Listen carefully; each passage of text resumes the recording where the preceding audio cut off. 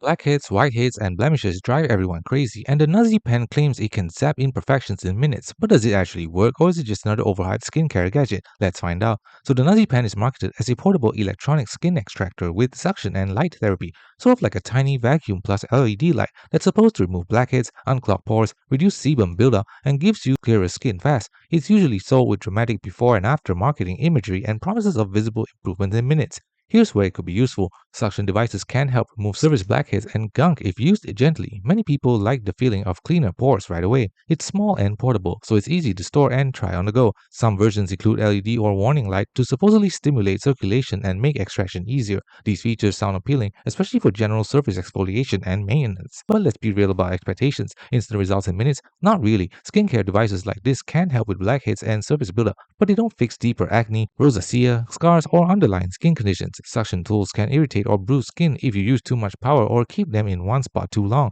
Many users report the device feels gimmicky or that the results fade quickly. Some versions sold online aren't well regulated or tested like medical grade tools. There's limited independent clinical evidence showing one of these pens consistently delivers long-lasting improvement beyond basic manual extraction. So does the Nuzzy Pen actually remove skin imperfection in minutes? Sort of, but not like the ads imply. It can help with surface blackheads and give a temporary cleaner look if used gently, but it's not a miracle cure for acne, deep pores, or chronic skin issues. Think of it as a basic at-home extraction tool, not a professional dermatology device. Thanks for watching. Don't forget to like and subscribe for more videos.